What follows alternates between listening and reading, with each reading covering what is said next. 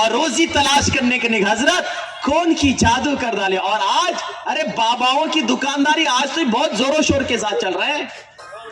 ایک سچا عامل اگر آپ کے پاس امام صاحب کے پاس حضرت دعا کر دیجئے, تعویذ دیجئے. حضرت نے تعویذ لکھا, کتنا دینا حضرت؟ کیا کی 2 لو, کیا کی 2 لو. اگر امام صاحب نے کہا بس یہ کیا بولتا, اندر سے کیا آواز آتی معلوم؟ ان کے تعویذہ کیا بھی کام کرتے ہیں, تعویذ آتا نہیں جی آپ 50 روپے وہ گھر پہ لے کے جانے کے بعد شاید تعویذ گلے پہ پہنتا بھی نہیں, بازو اٹھا کے رکھ دیتا. اور اگر عامل صاحب نے کہا میں فال کھولم تمہارا, کون کی جادو کر ڈالے, کون کی جادو کر ڈالے اماں.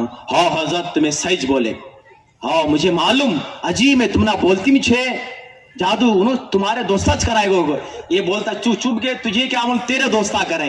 یار یہ عامل صاحب کے پاس آئے تھے صلح کرنے کے لیے, اور عامل کی زبان سے ایسی بات نکلی کہ پورا کا پورا خاندان ہی میں اختلاف پیدا ہو گیا.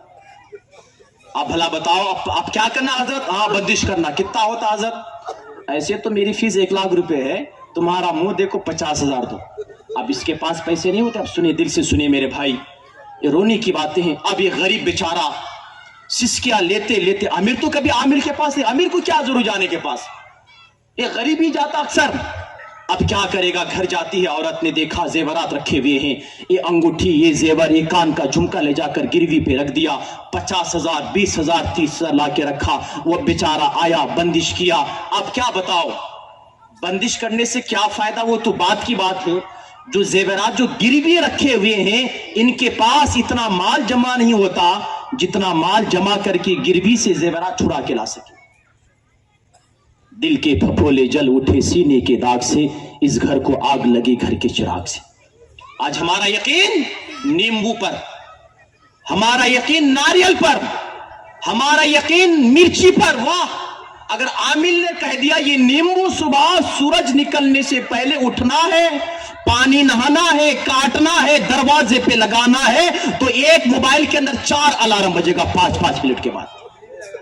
مگر فجر کے میں مسجد کے صحن کے بازو پہ رہنے والا اذان کی آوازیں سن کر کھڑکی تو بند کرے گا, کان پہ روئی تو ٹھوس لے گا, مگر فجر کی نماز پڑھنے کے لیے بستر سے اٹھ کر اللہ کے گھر پہ آ کر 2 رکعت نماز پڑھنے کی توفیق اسے نہیں ملتی.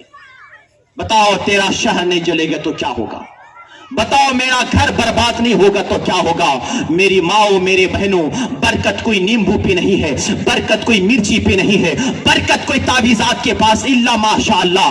اگر سچا عامل ہے تو ان کی تعویذات پر اللہ شفا دینا چاہے تو دے سکتا ہے, مگر بے نمازی کے گھر پہ کبھی شفا نہیں ہو سکتی ہے. آؤ میں آپ کو ایک واقعہ بتاؤ. پیارے آقا صلی اللہ تعالی علیہ وسلم ارشاد فرماتے ہیں, میرے آقا ارشاد فرماتے ہیں, جس گھر پہ بے نمازی ہو پیارے آقا فرماتے ہیں اس گھر پہ فرشتوں کی لعنت برستی ہے. پیارے آقا فرماتے ہیں جس گھر کے اندر عورتیں بے پردگی کے ساتھ زندگی گزارے ان کے گھر پہ ہمیشہ لعنت برستی رہتی ہے.